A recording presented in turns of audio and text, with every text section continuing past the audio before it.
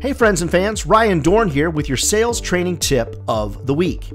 This week we're talking about the 3D sales strategy that I so often deploy when I'm meeting with my customers. I'm asked all the time, hey Ryan, how do you sell as much as you sell and still do all the other things that you do, speaking and running conferences, and your wife has businesses and all that different kind of stuff? It's because I'm super organized and I'm super strategic. Now, let me just give you a point of honesty here. The way that God designed my DNA, okay, or whoever you think designed you, I'm just not an organized person by nature. I'm kind of one of those, woo, let's just have a good time kind of people. But what I recognized is that when I'm organized in my sale, when I've got my sales process and strategy really ironed out, like I do with my 3D sales strategy, I almost always move further, faster with each one of my customers. Now, if you follow me for a while, you know that I'm a big fan of the power of 3. And so that means I always present 3 pricing proposals. I have 3 words in my subject line, 3 sentences max in every email. I reach out to people every 3 business days. So why would my strategy of asking questions in my 3D sales process be any different? So the 3 dimensions, or the 3, if you will, levels of my sale, first is prospecting, then the second is having great meetings, and the third is retaining customers for a lifetime. Now, when I'm on a meeting with somebody, I also deploy another 3-step process, and that is helping them or asking them what their problem is. The second step of that is finding out how long or how big this problem is. And then the third is to figure out what they have or have not done to fix that problem. Now, the reason that I do that is because it allows me to be the person that removes pain, their pain, from the occasion. So let's walk through a little scenario together. I'm meeting with a customer, having a really great conversation. I get to the point in the process where I'm asking some questions, and I might be talking about what their pain points are. For example, I might say, if I could wave a magic wand, so to speak, and eliminate one of the pain points that your business has right now, what could I do to help relieve that pain? How could I be the biggest help to you? Then they give me either a pain point, a problem, a goal, something that they want, they desire, and something like that. Now, normally I want to focus in on big pain points and what my software, my media, my products, my services can do to eliminate that pain or help ease the pain. So whatever I ask as a question, I really want to identify their biggest pain points, however you want to ask it.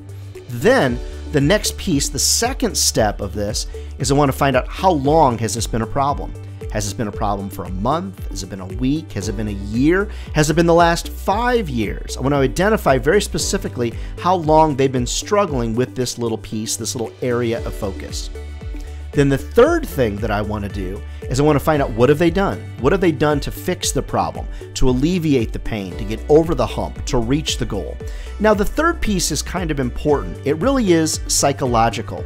The reason it's psychological is because if I can get them to admit that they've A, got a problem, if I can get them, number 2, to admit, hey, they've tried to fix it and haven't been successful in fixing it. Number 3, I can get them to help me understand how long that's really been a problem.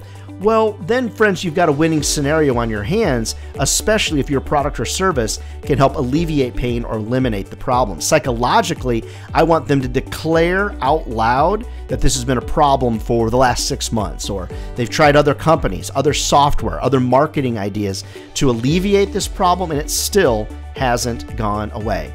You know, something that I observe, friends, on almost every sales call is that most people don't have a plan. They don't have a roadmap that they follow on each one of their sales calls.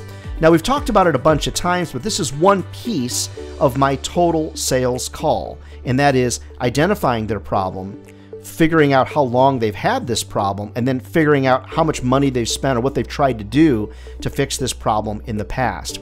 Friends, every single meeting with a customer, an advertiser, or whatever should follow some type of plan. What you don't want to do is, well, every client is different. Every advertiser is different. Every customer is different.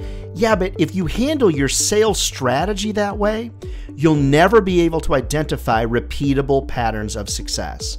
In this 3D process that I'm sharing with you, what's your problem? How long has that been a problem? How much money, time, effort, and energy have you spent to fix that problem?